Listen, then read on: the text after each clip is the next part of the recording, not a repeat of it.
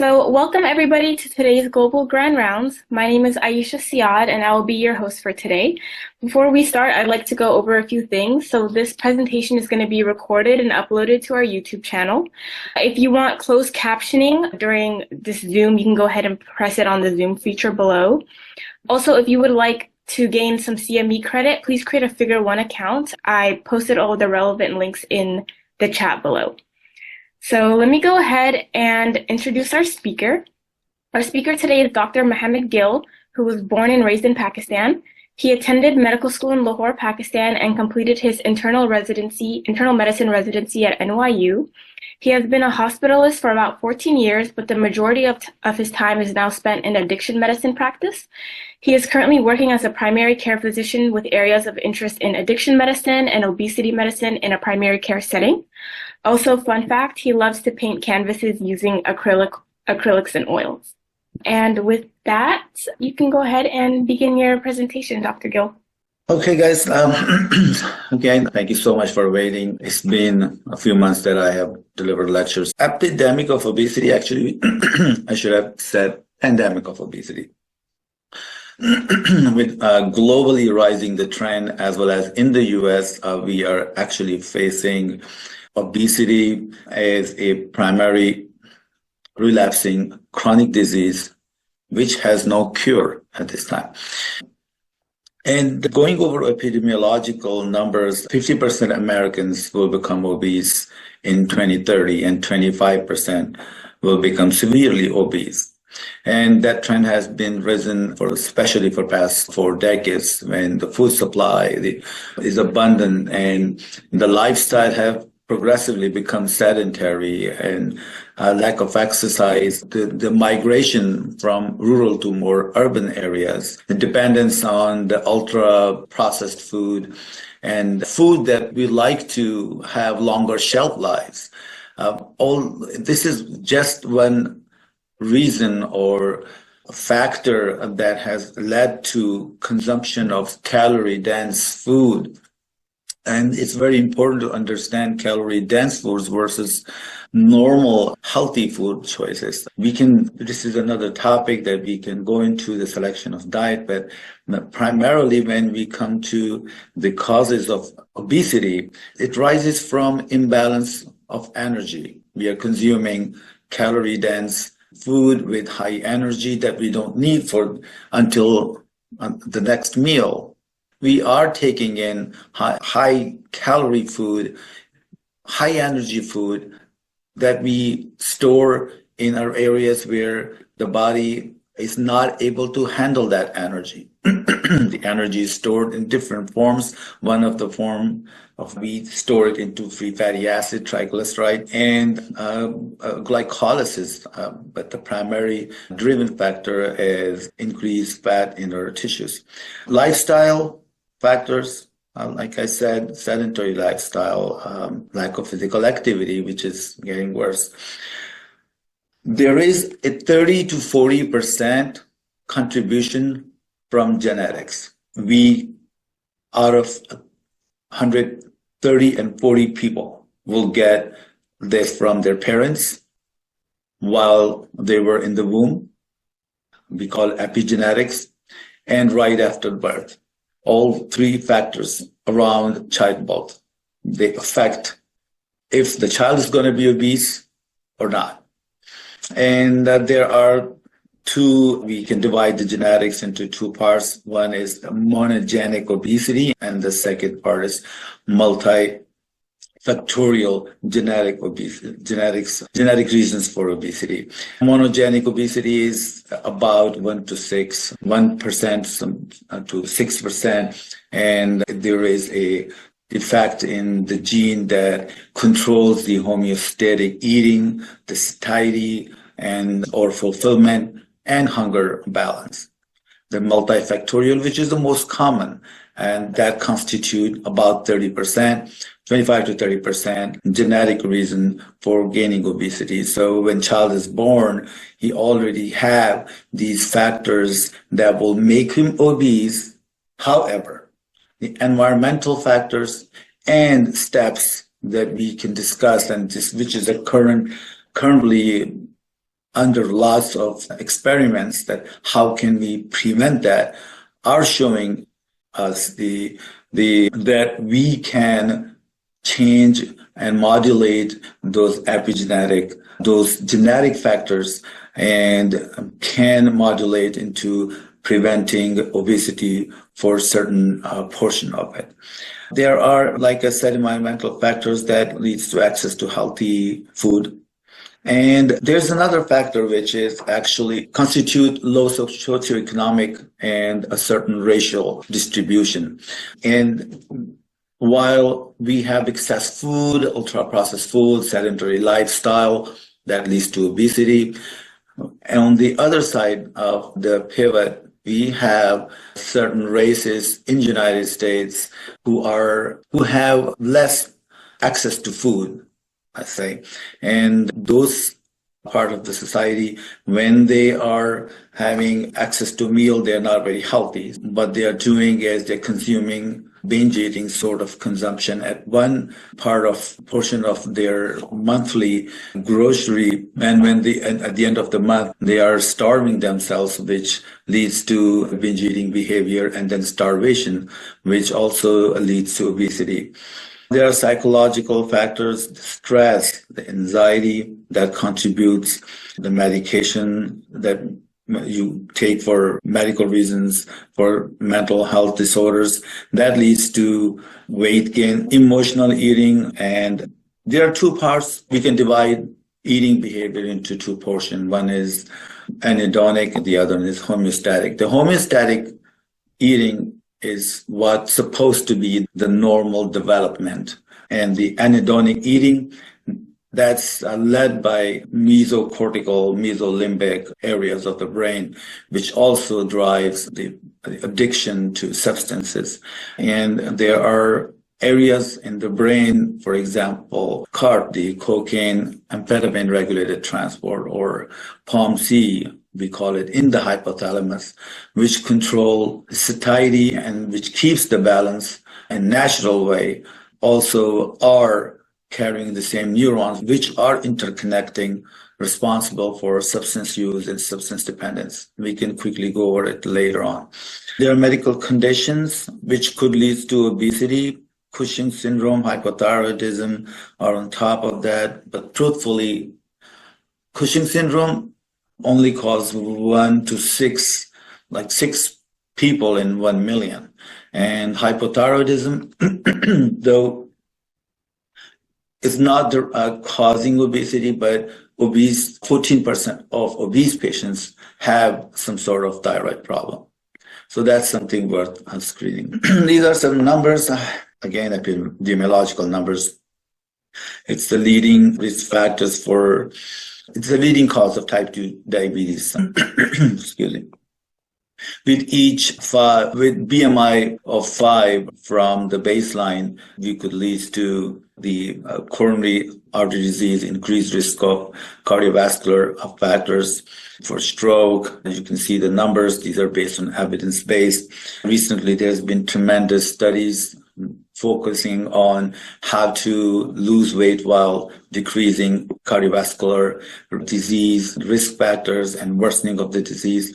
When we talk to patients who are overweight, we always tell them, based on evidence, that just by decreasing 5% or 10% weight, which is, for example, someone is 200 pounds, if we have them lose weight by 10 pounds in a 200-pound person, that significantly improves their cardiovascular health, prevents heart attack, stroke, malignancies, and all sort of chronic illnesses. So you can see just by losing 5% weight from your baseline can significantly affect your cardiovascular health and the rest of the systems. Now, obesity also leads to what we call NAFLD, which is non-alcoholic fatty liver disease, or we call it MASLD. There are different terms now.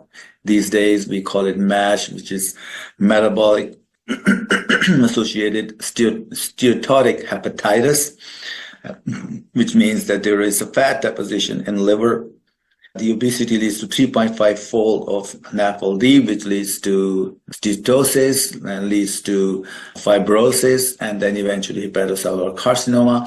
And itself is a risk factors for developing atherosclerotic diseases, stroke, cardiac diseases, inflammatory processes, which are chronic, leads to the inflammation of joints, the arthritis of spine, and it affects osteoclast activity, so leading to demineralization of bones, affects every system. It may account up to 14% of all cancer deaths, 20% of cancer deaths in women, 14% in men. And during COVID, I'm sure we all remember that COVID-19 and obesity had direct relationship. Patients who were obese through many different dynamics were at high risk of contracting COVID-19 and also leading to the complications that COVID-19 had. The incremental cost of obesity, you can see per person, has risen about $1,900. The diabetes, $9,600 per person per year. I got these data, these are the sources. Now let's talk about basics of the obesity, how that happens. In 1994, around that period of time, in 1990s, we came to discover this area of hypothalamus. Okay, and there are two sets of neurons: C, pre-opioid melanocortical hormone, and NPY, AGRP is a GOTI-related peptide. These are the neurons which are living in caudate nucleus primarily, and they interject with the neurons and the other parts of the hypothalamus, the ventral tegmental area. They're directly connecting with substantia nigra in the midbrain. And it is a complex process, and the net result is in a normally developed person, the balance of energy by controlling satiety and hunger. Yeah. These are the neurons who get efferent signals from the body, and they have their nerve endings going to second order neurons in brainstem and parts of the brain connecting to mesocortical area of the brain. We know mesolimbic is the emotional which part of the brain that works on its own, how we set the homeostate. Mesocortical is more in our control. Mesolimbic is less under voluntary control. Now, this is part of the mesolimbic system primarily. Their input comes from two major hormones, I would say two different classes of hormones. We call them hormones. There are actually incretins and there are neuroendocrine hormones. One is leptin. Leptin is primarily coming from adipose tissue. The adipose tissue, we recently found after studies that adipose tissues, the amount of adipose tissue control the concentration of leptin. The leptin is a satiety hormone. What it does is goes to affect POMC, activate POMC, which is a satiety controlling neuron that inhibits a GOTI-related peptide, and also it has nerve endings ending into second order neuron that affect alpha melanocortical hormone that affects alpha melanocortical receptor. So by inhibiting, this is a hunger causing neuron set, and this is a satiety inducing set of neurons. So the POMC activation leads to satiety, and at the same time it inhibits the GOTI related peptide and neuropeptide Y. On the other hand, ghrelin, which is growth hormone releasing peptide, ghrelin, we always remember through growling. When you're hungry, you feel your stomach is growling, right? That's where the ghrelin is causing these feelings. It's coming out of fundus of our stomach. When stomach is empty. And when there are other hunger-causing or oxygenic peptides, and there are a number of them, including those, they go to activate a GOTI-related peptide. And then they will stop the inhibition from POMC. And the NPY ends into second neuron and activate the second neuron. That goes down through vagus nerve to our stomach, and it ends, the termination goes to cortical area of the brain, which is the prefrontal cortex. That's where the termination of both sets of neuron ultimately goes, and it leads to the decision making that you need to get up and then you need to eat something, and you decide what to pick up. That comes from mesolimbic system, your memory. The mesolimbic system has three different parts: the hypothalamus, then there is a amygdala and hippocampus. The amygdala induces the impulses to pick up food that has created more dopaminergic effect on you. For example, sugary foods. Sugary foods cause the same stimulation, almost same stimulation like cocaine does in the amygdala.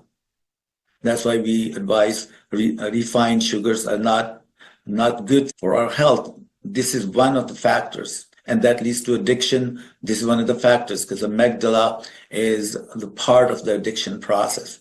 Hippocampus, it carries all the memory. For example, 6 months ago you came to this restaurant and you remember there was such good food and you make that choice. Your prefrontal cortex from GOTI-related peptide activates hunger, then you make your decision to pick up certain kind of food that comes out of hippocampus. Okay, so that's how we end up consuming energy. This next slide, I just wanted to go over quickly with you. That's how neuroendocrine center, the brain center nuclei, the vagus that we were talking about, and the cognitive area of the brain, they all work together. Now, these are the area of research currently, and we don't have really good answers. How can we do the increased activation of leptin over the hypothalamus, the ventral hypothalamus, and the dorsal hypothalamus, which are satiety and hunger area of the hypothalamus? And how can we control someone who is binge eating or has nocturnal eating disorder? Like binge eating, we all know, like someone who don't have control and loves to eat, we call it food addiction. Like I said, there are two sets of neuroendocrine hormones that control the homeostasis of energy, mostly come out of our gastrointestinal system. Okay, the leptin, which is a anorexogenic. Insulin is also anorexogenic, and as well as glucagon. Now, insulin and glucagon are not considered incretins. Incretin, we call that hormone that come out of gut cells. Okay, those are the one that cause satiety. However, the ghrelin comes out of stomach, that causes more hunger. Now, when food comes in, let's get a concept how that works. When you're hungry, when your stomach is empty, you wake up in the morning, your ghrelin level is high. 8 in the morning before breakfast, that's the hormone driving force, causing growling, and then it activates amygdala. You get this lightning feeling. You think about coffee and omelet, and you feel energized, motivated. I need to go get eating, right?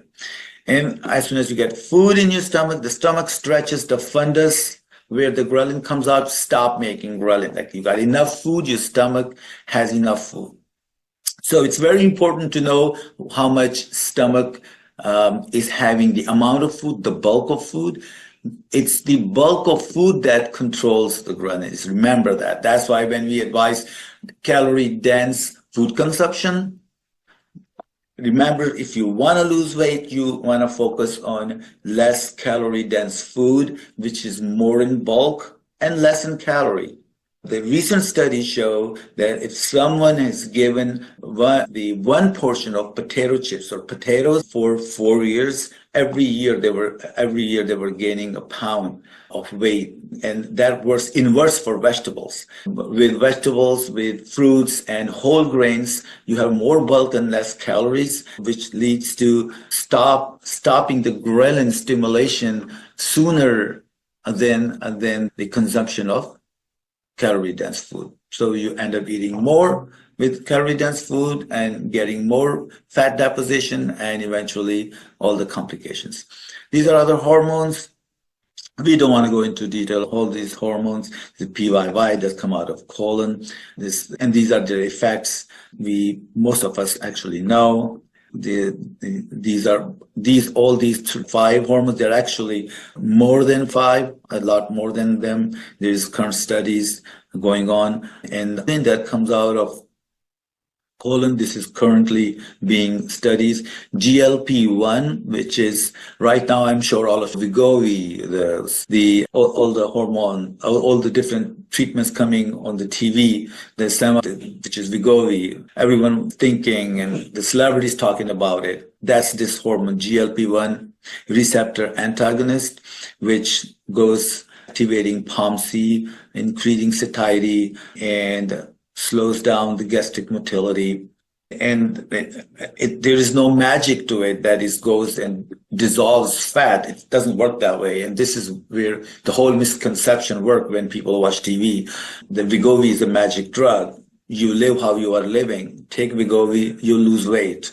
Boom. It doesn't work that way. You have to combine other factors while you're using Wegovy. So how does obesity cause disease? These are all recent studies in the past 4 decades. We come to know so much about it, that how fat cells, there are two sorts of fat cells, the brown fatty tissue and the white adipose tissue. We're going to BAT and WAT. Brown adipose tissue, white adipose tissue. We're talking about white adipose tissue. They have certain different kinds of neurohormonal agents that come out of it. Okay, lipoprotein lipase come out of fat stores, lactate, interleukin-6, leptin.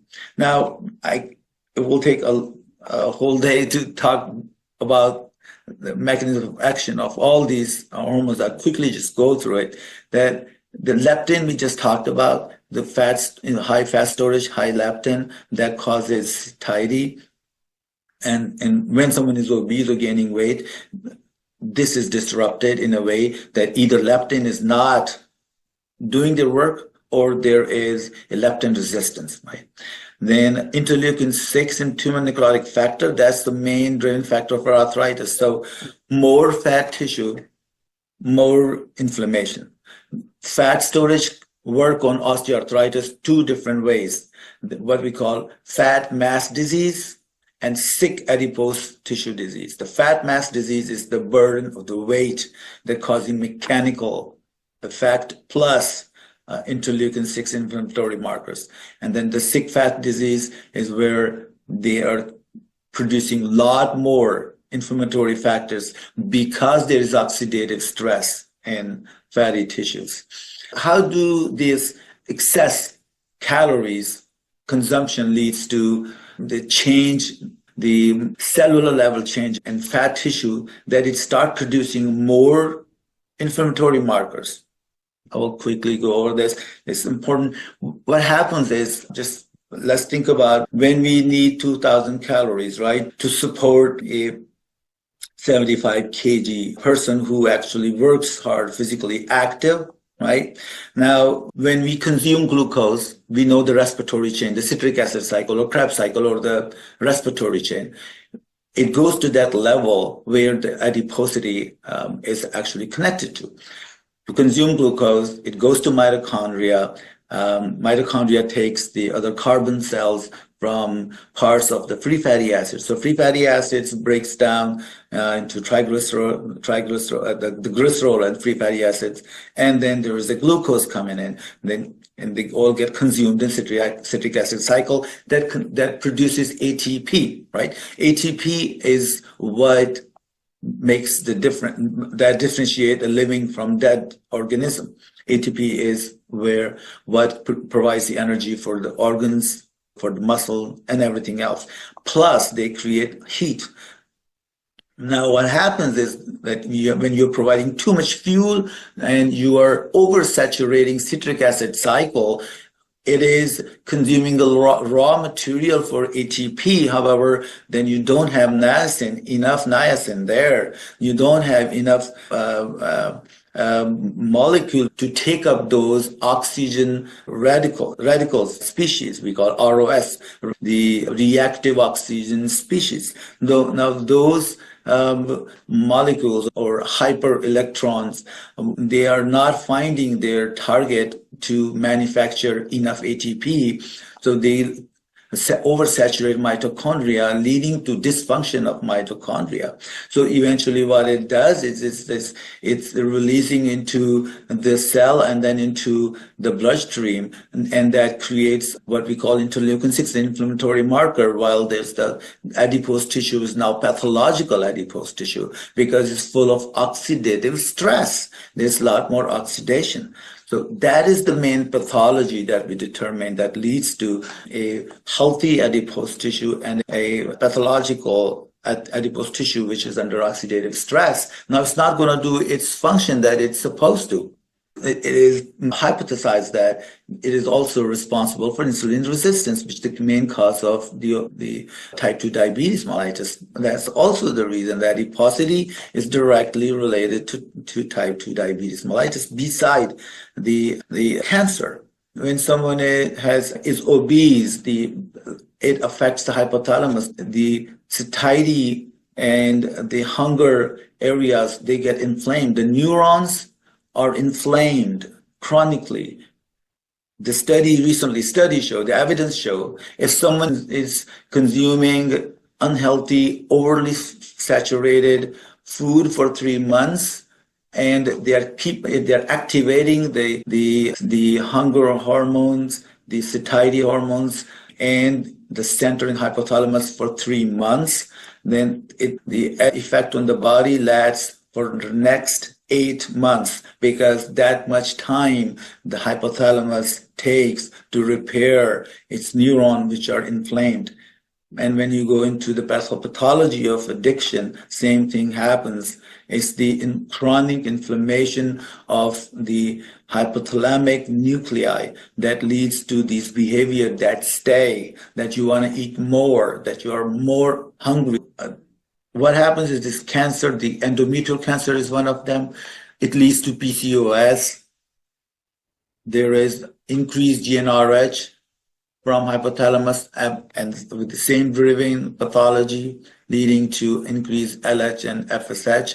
LH is proportionally higher, leading to stimulation of ovaries, leading to ovarian cyst, more androgenic activity, leading to hirsutism, and we have PCOS. Hypertension, diabetes mellitus, increased risk of sclerosis. Adiposity leads to increased LDL. We know this. We study it from first year of the medical school. We've been studying the low particle LDL. They go into intima of endothelium, make foam cell, make the thrombosis, and leading to cardiovascular disease. There are many treatment options are there now. We have a lot of studies are underway, and we have just developed many treatment modalities. There's criteria for treatment, and what we consider when we evaluate obesity, we look for height and weight, and we also look for the waist circumference. That is when you measure your tip of iliac crest. For men, and this is specific for a Caucasian man living in the United States. For Asia and South Asia, this is the criteria is less than that. I think it's 82 centimeter actually, if I'm not wrong, not 100% correct about that right now. But for men, it's more than 102 centimeter. For women, it's 88 centimeter waist circumference. Again, based on different races, we have developed certain criteria based on the area of the world. BMI less than 18, that's where the bulimia nervosa and bulimia anorexia nervosa comes into play, the BMI for 18 to 26, and now actually we're calling it 24 is normal weight. It used to be 18 to 26.9, and at this time, the National Institute of Health classification is 18 to 26.9 BMI, considered normal weight. However, the current coming up new guidelines are calling 24.9. So when you're 25 to 29, you are overweight, and goes down the classification. When you are 30 to 34.5 BMI, you are obese, class 1 obesity. 35 to 39, class 2 obesity, and more than 40 severe obesity. The treatment starts at any time of where you think that it is important for you. Right now, the Diabetic Association advised that screen for type 2 diabetes anyone who has risk factors, and one risk factor for developing diabetes, from family history to hypertension or so forth. However, when you see a patient with normal weight, always screen them. See if you need to screen for either MASLD, which is the steatotic hepatitis, or type 2 diabetes mellitus, or metabolic syndrome. When someone is overweight, current recommendations is to intensive lifestyle modification, and that is at least more than 150 minutes of moderate to intense exercise per week. And if you want to lose weight, then you have to do more than 200 to 300 minutes of moderate intensity exercise per week, okay? Plus your dietary selections. Pharmacological, the anti-obesity medication we talked about, Wegovy or semaglutide or GLP-1 receptor agonist, then bariatric surgery, plus any risk factors. And right now, the current recommendation, actually guidelines, which are more acceptable to the Obesity Association, bariatric surgery is recommended to anyone whoever is not able to control diabetes, or their risk factors to developing obesity and metabolic syndrome are not under control, and they're not able to monitor their energy balance. The bariatric surgery is indicated at as young as 11 years old to 12 years old. Okay. And then there are the other criteria we follow FDA. The FDA approved medications which are off-label and on-label. We take both options. I talked about MASLD. There is screening test of the ALT. It's very important part of the discussion every time we talk about obesity, because it not only affects liver, but this diagnosis is associated with whole sets of diagnosis. If you have, and the important part out of this slide, I want you to remember, if you see a person who's obese, whose ALT, AST is high, has at least 3 points from metabolic syndrome, like either low HDL or high triglyceride or high blood pressure or increased waist circumference, screen them for this, okay? And also, when you see, and in primary care setting, we see all the time, we do ultrasound, we see increased liver function test, and all we think about is hepatitis. Or do you drink alcohol? No, I don't. Do you know if you have hepatitis? I don't know. Let me look for hepatitis, or is gallbladder problem. We come to know that there is a fat deposition, there's steatosis of liver. If you find on the ultrasound that there is a fat infiltration of liver, the 30% of liver is already involved. So that's very important to know. FDA approved medication, we have 7 medications that are FDA approved. There are some off-label. We're not going to go into detail of that. That's a very long discussion. Phentermine is one of them. There are some age restrictions to that. Oral stat, really no age restriction. This is just the medication that will prevent lipolysis, like the digestion of fat in your alimentary canal. You will eat saturated fat, you take oral stat, that will prevent making chylomicrons. Let's say that, okay? Then we have these two, Xema, Contrave, these are some combination.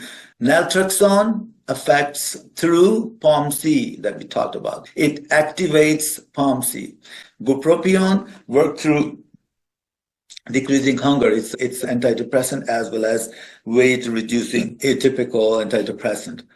Now, I saw a question about Wegovy or semaglutide. This is GLP receptor and agonist, and why I talked about so much in depth when about pathology of adiposity, because this is how it works. Semaglutide or Wegovy or Saxenda or Zepbound, they're different. Many are in line. There are at least 8 new GLP receptor like Wegovy are under first phase trial or second phase trial as we speak right now. There's so much money put into that, and research is going on how to develop the best medication that help doing what? That help curbing your appetite, increasing satiety, and affect your gastrointestinal tract to not absorb that much energy. That's all it does. Okay. And it's up to you now that you put into your regimen exercise and proper diet. And if there are an emotional, mental health problem, physical issues, you take care of that. So Wegovy, it works, but all it does, it helps you with satiety and less hunger. Prebiotic options, many prebiotic options. These are the different benefits you get when you are preventing the macro and micronutrient absorption. There are 4 major types of bariatric procedures. Excuse me. The sleeve gastrectomy right now is rising. It has doubled in past 10 years. Roux-en-Y gastric bypass, that used to be the most common one. The sleeve vertical, it's called vertical sleeve gastrectomy with a duodenal single anastomosis, we call it. That's the most right now hot in bariatric surgery. And it actually, the Roux-en-Y was causing about 50 to 80% weight loss. Single anastomosis duodenal switch with vertical gastrectomy, that actually leads to almost 80% the weight loss. That's dramatic, right? In some people, if it's done correctly. And of course, there are many complications, and those can be dealt with. Currently, there's many studies underway how to appropriately go about preoperative, postoperative, and postoperative complication. And that's ends I think, my presentation. Yeah, thank you. Sorry, I was a little late, but I think we covered everything. Any questions, please? Okay, can you hear me now? Yes. Dr. Gill, that was very good. Thank you. I was wondering, what do you think about Ozempic for weight loss? Yeah, that's GLP-1 receptor agonist I was just speaking about. If you go back to the 2 slides back, Aisha, please. This is Wegovy, semaglutide, which is a GLP-1 receptor agonist. And what it does is different things. The normal incretin, we have GLP-1. We already have in our intestinal system, in our neuroendocrine system, in our gut neurons. Okay, so it will delay the gastric emptying. It will increase satiety by working directly on POMC control. The appetite goes down. Okay, and it will then indirectly affect on lipogenesis. Okay, increasing healthy lipolysis. Yeah. So that's what it does as a major, these are its main mechanism of action. Again, the rest lies on the person. If someone continue to consume same calorie dense food, Wegovy will not have that kind of effect. It does effect on those people when you have a balanced diet. It leads to about 14% weight loss over 3 to 6 months. So if you're on Wegovy, you start with the lower dose, 0.25. You must start at the lowest dose always, and must follow the recommendation. If you're a primary care physician, please look into the contraindications of this. One of them is medullary thyroid carcinoma that you don't want to start Wegovy on, and also it works. About 14% weight loss is reported on semaglutide, which is Wegovy. Liraglutide, about 7 to 8% to 10%. Just some differences, one more than the other. So which one is more like Ozempic, the liraglutide or semaglutide? This one, semaglutide. Oh, okay. Thank you. Yeah, hi there, Dr. Gill J. Harness. It was an outstanding presentation. Perhaps I missed it, but on the GLP-1s, I didn't hear you discuss any muscle mass loss when patients are on GLP-1s. Correct. When are you talking about muscle mass, this sarcopenia? Yeah, in other words, people who are on GLP-1 should really be on resistance training and to help minimize muscle mass loss while they're on the medication. That goes for all of the weight loss procedures, including bariatric surgery and any weight loss medication. We ask them to consume at least 1 to 1.5 gram of protein per kg per day.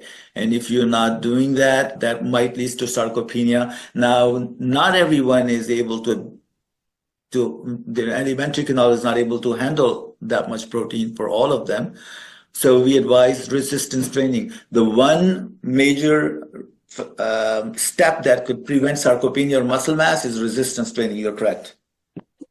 Thank you very much. That was excellent. Your presentation was excellent. Thank you. Okay, thank you so much. If there's, I think there are more questions.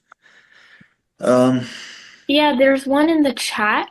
Someone asked, in your chart on intervention based on the BMI, it is now being practiced that in Saudi, where I work, bariatric surgery is now reserved for BMI above 40 and lifetime modification with drugs like Ozempic for BMI below 40 based on a study in the US. How true is this?